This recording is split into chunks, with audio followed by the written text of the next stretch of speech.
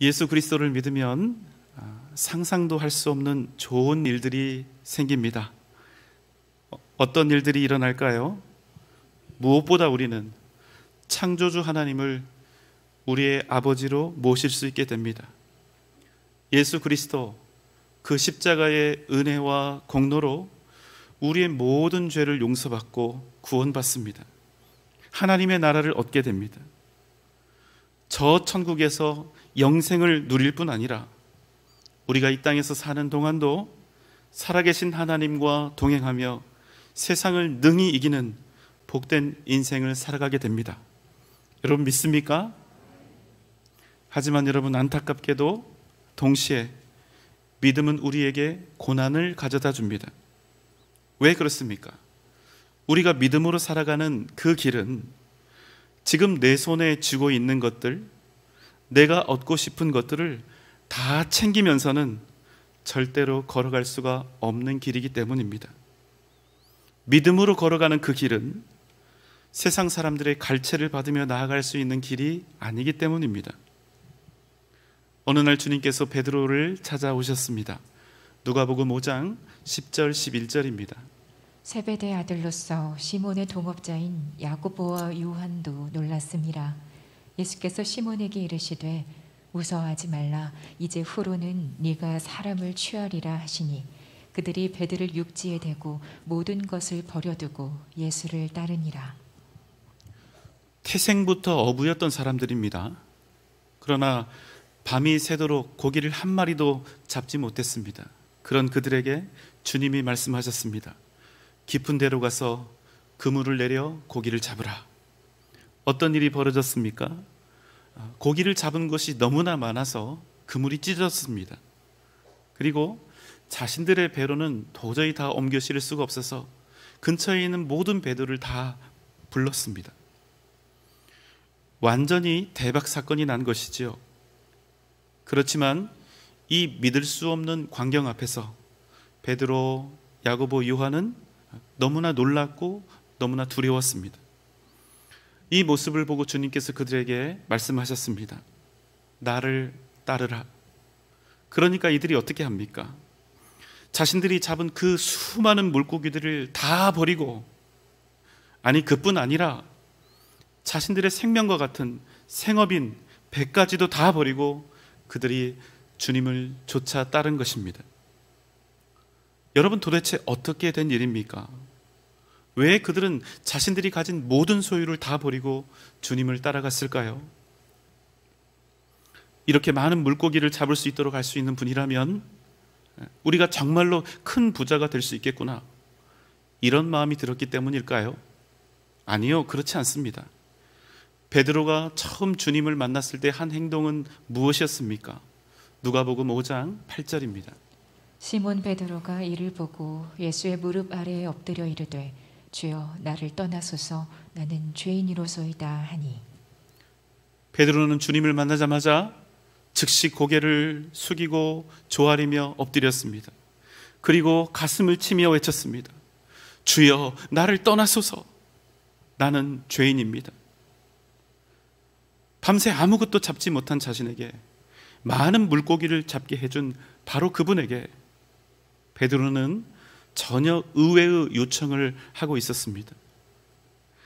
그는 밤새 허탕친 자신에게 셀 수도 없을 만큼 많은 물고기를 잡도록 해준 그분에게, 또 빈손으로 돌아갈 자신을 부자를 만들어준 그분에게 그는 자신을 떠나달라 이렇게 요청하고 있었습니다.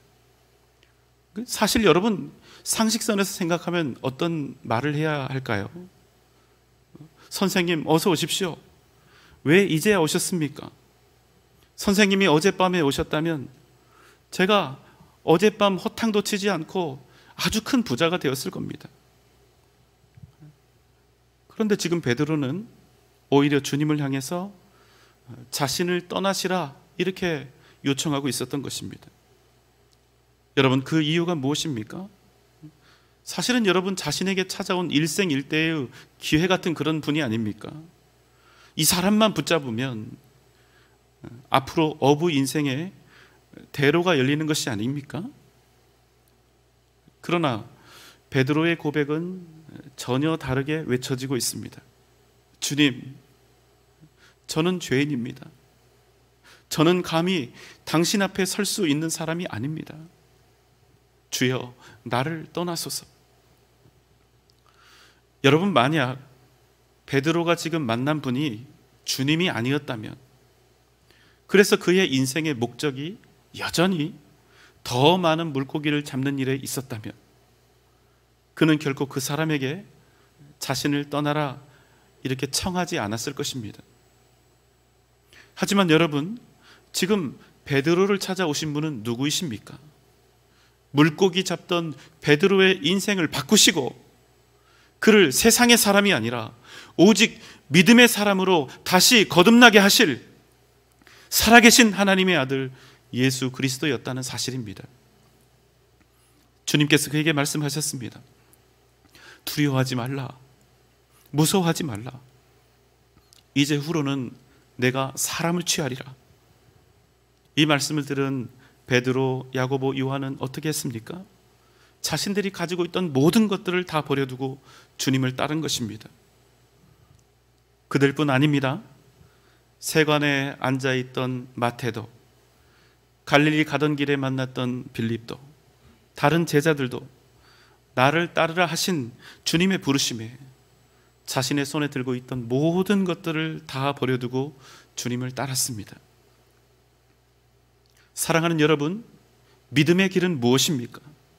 믿음의 길은 세상 붙잡고 살던 그 손을 놓고 주님 붙잡고 가는 길입니다.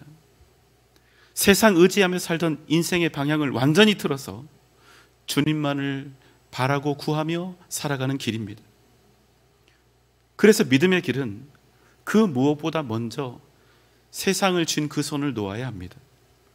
그래야 비로소 진정 주님을 따라갈 수가 있는 것입니다. 우리가 일컫는 이 믿음이 진짜 믿음이 되기 위한 가장 중요한 전제는, 그래서 살아계신 하나님께, 그분께만 나의 생명과 생존의 근거를 두는 것입니다. 여러분, 그렇기 때문에 세상을 우리가 꼭 붙잡은 채로 결코 걸어갈 수 없는 길이 바로 믿음의 길인 것입니다. 먹고 사는 것 하나도 중요하지 않다, 이런 말씀을 드리는 것이 아닙니다. 먹고 사는 것 너무나 중요하지만 우리의 생명이 먹는 것과 마시는 것에 있는 것이 아니라 오직 하나님께 있음을 우리 인생의 근본으로 삼는 것입니다. 여러분, 그것이 믿음의 시작입니다. 마태복음 6장 30절로 32절의 말씀입니다. 오늘 있다가 내일 아궁이에 던져지는 들풀도 하나님이 이렇게 입히시거든 하물며 너희일까 보냐. 믿음이 작은 자들아, 그러므로 염려하여 이르기를 무엇을 먹을까, 무엇을 마실까, 무엇을 입을까 하지 말라. 이는 다 이방인들이 구하는 것이라. 너희 하늘 아버지께서 이 모든 것이 너희에게 있어야 할 줄을 아시느니라. 여러분, 믿습니까? 우리는 반드시 먹어야 합니다. 또 마셔야 합니다. 그래야 살 수가 있습니다. 그러나 그럼에도 우리는 믿는 것입니다. 음식과 물이 우리를 살리는 것이 아니라 이 모든 것들이 우리에게 반드시 있어야 할 줄을 이미 알고 계시는 하늘 아버지께서 우리를 채우시고 먹이실 것이라 믿는 것입니다. 그래서 우리는 믿음 없는 세상 사람들처럼 무엇을 먹을까, 무엇을 마실까, 무엇을 입을까 염려하지 않고 대신 그 모든 것들을 우리에게 능히 공급하실 하나님만을 구하며 살아가는 것입니다. 그것이 여러분, 믿음으로 걸어가는 길입니다. 주님을 만난 후 베드로는 잡은 물고기를 다 버렸습니다. 배도 버렸습니다. 여러분, 어떻습니까? 그가 한 행동은 옳은 것이었습니까? 아니면 바보 같은 짓이었습니까? 베드로가 주님을 만난 그 일은 좋은 일이었습니까? 아니면 나쁜 일이었습니까? 믿지 않는 사람들이 이 일을 보면 뭐라고 했을까요? 아니, 이 자리에 계신 여러분은 이런 상황을 보고 뭐라고 말씀하시겠습니까? 성경에서 나오는 내용이니까 아멘 이렇게 하지. 여러분, 만약 이 사건이요 교회 밖에서 일어났고 우리가 교회 밖에서 이런 일을 만나게 된다면 여러분 혹 미쳤다는 말이 절로 나오지 않겠습니까? 정반대의 사건도 성경에 있습니다. 한 부자 청년의 이야기가 있는데요, 어느 날 한 사람이 주님 앞에 나와 겸손하게 무릎을 꿇고 주님께 묻습니다. 선한 선생님이여, 내가 어떻게 하여야 영생을 얻을 수 있겠습니까? 내가 이미 하나님의 계명을 알고 있지 않느냐? 살인하지 말라, 간음하지 말라, 도둑질하지 말라, 내 부모를 공경하라 하였느니라. 이 말을 듣고 그 사람이 대답합니다. 선생님이여, 내가 어려서부터 이 모든 계명들을 다 지켰습니다. 이에 주님께서 말씀하셨습니다. 마가복음 10장 21절 22절입니다. 예수께서 그를 보시고 사랑하사 이르시되 내게 아직도 한 가지 부족한 것이 있으니 가서 내게 있는 것을 다 팔아 가난한 자들에게 주라. 그리하면 하늘에서 보화가 내게 있으리라. 그리고 와서 나를 따르라 하시니 그 사람은 재물이 많은 고로 이 말씀으로 인하여 슬픈 기색을 띠고 근심하며 가니라. 영생을 얻기 원하던 그에게 주님이 말씀하셨습니다. 너에게 아직 한 가지 부족한 것이 있으니 가서 너에게 있는 모든 재산을 다 팔아 가난한 사람들에게 나누어 주라. 그리하면 하늘에서 보화가 너에게 있으리라. 그리고 난 후에 어떻게 하라고 말씀하십니까? 그리고 난 다음에 와서 나를 따르라, 이렇게 말씀을 하셨습니다. 여러분, 이 말씀을 나를 따르려면 내가 가진 모든 재산, 모든 사회적 지위들을 다 팔고 청산하여 가난한 사람들에게 다 나누어 주고 빈털터리가 되어야 한다, 그래야 나를 따를 수 있다, 이런 식으로 오해하시면 안 됩니다. 주님께서 부자 청년에게 가진 모든 것을 다 팔아 가난한 사람들에게 주라 말씀하신 이유가 무엇입니까? 몽땅 다 가난한 사람들에게 나누어 주어야 영생을 얻을 수 있다는 그런 말씀일까요? 아니면 무소유가 되어야 천국에 들어갈 수 있다는 그런 말씀일까요? 아니요, 여러분, 둘 다 옳지 않습니다. 말씀의 초점은 다른 데 있습니다. 그것은 무엇입니까? 부자는 뭐라고 얘기합니까? 어려서부터 모든 율법을 자신이 다 지켰다고 장담을 했죠. 그러나 그는 율법의 가장 중요한 정신인 하나님 사랑, 더 정확히 말하면 그 무엇보다 하나님을 가장 사랑하고 그 무엇보다 하나님만을 의지하며 살도록 주신 율법의 기본 정신을 그가 버린 것입니다. 무슨 말씀입니까?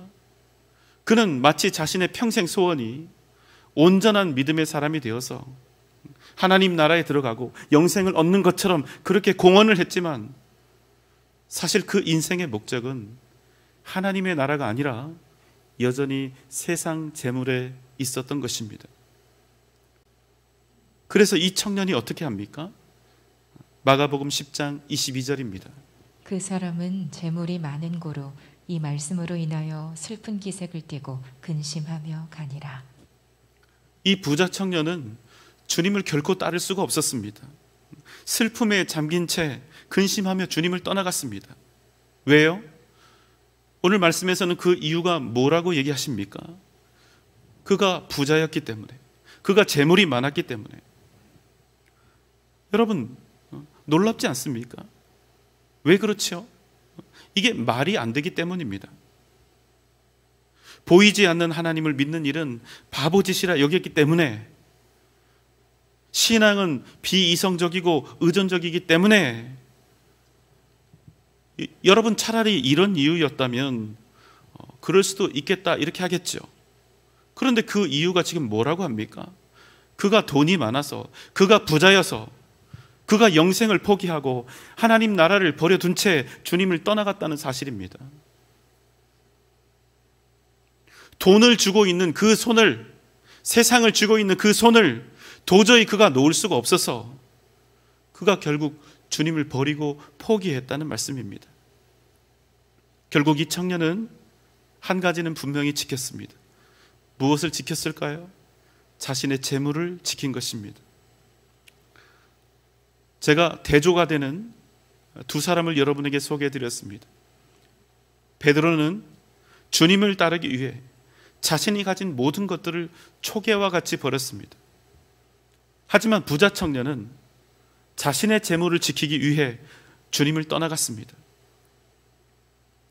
여러분 어떻습니까? 여러분은 어느 편에 손을 들어주고 싶습니까? 여러분이 지금 이 이야기의 당사자가 되었다면 여러분은 어떤 판단, 어떤 결정을 하시겠습니까? 물론 우리가 이 자리에서는 대부분 베드로의 믿음을 칭찬하며 그가 옳았다 이렇게 그의 손을 들어줄 것입니다. 하지만 여러분 정작 문제는 어디에서 생깁니까? 이 자리를 벗어났을 때 우리 각자의 처한 그 처소에서 우리의 삶을 통해 고백해야 하는 믿음의 고백이 있다는 사실입니다. 그 모습이 무엇이냐는 것입니다.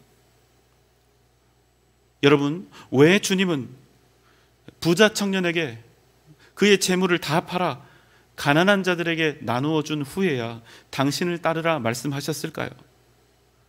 정말 여러분 우리가 가진 재물을 다 팔아야 비로소 영생을 얻을 수 있다 이런 말씀입니까? 아니요, 그렇지 않습니다. 이 부자 청년의 중심이 세상을 향해 있는지 하나님을 향해 있는지 그 진실한 모습을 드러내시기 위함이었습니다. 사랑하는 여러분, 어떤 사람이 하나님의 나라에 합당한 사람일까요? 누가복음 9장 62절입니다. 예수께서 이르시되 손에 쟁기를 잡고 뒤를 돌아보는 자는 하나님의 나라에 합당하지 아니하니라 하시니라. 사랑하는 여러분, 믿음은 무엇입니까? 예수 믿기로 작정했으면 다시는 세상을 향해 눈을 돌리지 않는 것입니다. 이것을 확실히 하는 것이 믿음입니다. 손에 쟁기를 잡은 이상 앞만 보고 쟁기질을 해야 합니다. 뒤를 돌아보면 일항이 곧게 될 수가 없는 것입니다. 믿음은 여러분 한눈 팔지 않고 확실히 하나님을 향해 나아가는 것입니다.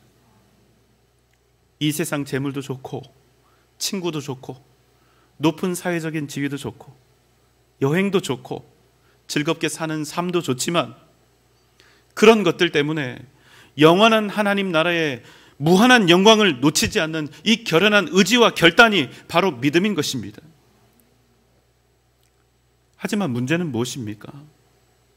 이런 영원한 하나님의 나라를 얻기 위해서는 때때로 우리에게 적지 않은 고난과 시련이 닥쳐온다는 것입니다. 왜 그렇습니까? 여러분, 우리가 꿈꾸는 믿음의 삶은 무엇입니까? 평안과 형통 아닙니까? 그저 평안과 형통을 위하여 또 그것을 바라며 신앙생활하는 일들이 우리 대부분이지 않습니까? 그러나 여러분, 믿음의 길은 우리가 꿈꾸고 바라듯 그저 달콤하고 형통한 길이 아니라 세상과 하나님 사이에서 날마다 치열하게 갈등하며 걷는 길인 것입니다. 오늘 우리가 만나는 베드로전서의 말씀 역시 믿음의 길을 걸으며 온갖 시험과 환난을 당했던 믿음의 사람들의 이야기로 가득 차 있습니다. 베드로전서는 AD 64년부터 시작된 네로 황제의 기독교 대박해 속에 있었던 성도들을 향해 베드로 사도가 보낸 편지입니다. 베드로전서 1장 6절 상반절입니다. 그러므로 너희가 이제 여러 가지 시험으로 말미암아 잠깐 근심하게 되지 않을 수 없으나. 당시 성도들에게 여러 가지 시험이 있었습니다. 313년 콘스탄티누스 황제가 밀라노 칙령을 통해서 기독교를 공인하고 신앙의 자유를 인정할 때까지 무려 300년의 시간 동안 우리 믿음의 성도들은 철저하게 핍박과 박해를 당해야 했습니다. 얼마나 그 핍박이 크고 잔혹했는지 모릅니다. 며칠 동안 사자를 굶기고 그 사자들에게 성도들을 던집니다. 그런데 여러분, 그냥 던지지 않고 피가 잔뜩 묻어있는 양가죽을 씌워서 던집니다. 그럼 굶주린 사자가 곧장 그 사람에게 달려가서 그 뼈를 으스러뜨리는 것입니다. 너도 예수처럼 죽으라고 십자가에 매달아 죽이고 불에 태워 죽이고 온몸에 기름을 발라서 길거리 높은 기둥에 세워두었다가 매달아 두었다가 어두운 밤이 되면 불을 붙여서 횃불 대용으로 사용했습니다. 여러분, 아무리 예수가 좋다고 해도 우선 살아야 하지 않습니까? 그래야 나중에라도 다시 예수 믿을 기회가 있지 않겠어요? 그런데 여러분, 놀라운 사실은 그 믿음의 성도들이 예수 그리스도를 버리지 않았다는 사실입니다. 그러한 역사 가운데 놀라운 유적 하나가 발견이 됩니다. 바로 카타콤입니다. 카타콤은 원래 지하 묘지지요. 시신 썩는 냄새가 진동하는 그 흉측한 무덤 속으로 성도들이 들어간 것입니다. 여러분, 왜 그랬을까요? 오직 한 가지 이유 때문에, 믿음을 지키기 위해서. 지상에 번듯한 자기의 집이 있고 자기의 재산들이 있는데 그 모든 소유를 다 버리고 지하 무덤으로 기꺼이 그들이 들어갔던 것입니다. 그리고 여러분, 300년 동안 대를 이어서 그곳에서 살았습니다. 예배드리고 찬송 부르면서 산 것입니다. 여러분, 지금도 터널을 뚫고 땅속에 뭔가 이렇게 사람이 살만한 공간을 만드는 일은 어렵고 힘든 작업이 필요합니다. 그런데 여러분, 이들이 300년이 가까운 시간 동안 만든 이 무덤의 길이는 무려 600km가 넘습니다. 전주에서 서울을 왕복하고도 한 번 더 서울을 갈 수 있는 엄청난 거리입니다. 무슨 대단한 기구나 도구가 있었던 것이 아닙니다. 그 안에 나중에 가서 보니까 쌓여있는 이 유골의 수가 500에서 600만에 이릅니다. 참 놀라운 일이죠. 도대체 예수가 누구이고 믿음이 무엇이기에 이런 일이 우리의 역사 가운데 일어날 수 있단 말입니까? 여러분, 카타콤은 더 이상 무덤이 아닙니다. 카타콤은 이제 더 이상 무덤이 아니라 300년 42명의 로마 황제에게 핍박을 당하는 동안 하나님의 사람들이 만들어낸 순결한 믿음의 고백인 것입니다. 예수 그리스도는 그들에게 결코 세상적인 형통을 주지 않았습니다. 오히려 그 성도들에게 시련과 고통을 주었죠. 가난과 헐벗음을 주었습니다. 말로는 형용할 수 없는 근심과 두려움을 주었습니다. 그런데 여러분, 이 믿음의 사람들의 고백은 무엇이었을까요? 이번에는 베드로전서 1장 6절 전체를 함께 보겠습니다. 그러므로 너희가 이제 여러 가지 시험으로 말미암아 잠깐 근심하게 되지 않을 수 없으나 오히려 크게 기뻐하는도다. 여러 가지 시험 때문에 근심하지 않을 수는 없으나 그런 상황 속에서 도리어 성도들이 크게 기뻐했다는 것입니다. 온갖 시련과 핍박을 당하고 모든 소유와 재물들을 다 버려두고 산으로, 광야로, 동굴로, 지하 무덤으로 깊이 깊이 들어가야 했지만 그럼에도 그들이 크게 기뻐했다는 것입니다. 왜요? 그들은 비록 세상의 모든 소유를 다 잃었지만 예수 그리스도 그 이름을 끝내 지켜냈기 때문입니다. 오늘 말씀 베드로전서 1장 7절입니다. 너희 믿음의 확실함은 불로 연단하여도 없어질 금보다 더 귀하여 예수 그리스도께서 나타나실 때에 칭찬과 영광과 존귀를 얻게 할 것이니라. 여러분, 무엇이 우리에게 영원한 칭찬과 영광, 존귀를 얻게 할까요? 다시 한번 본문의 말씀을 보겠습니다. 베드로전서 1장 7절입니다. 너희 믿음의 확실함은 불로 연단하여도 없어질 금보다 더 귀하여 예수 그리스도께서 나타나실 때에 칭찬과 영광과 존귀를 얻게 할 것이니라. 여러분, 무엇이 우리로 주님 다시 오시는 그날 칭찬과 영광, 존귀를 얻게 한다고 말씀하고 있습니까?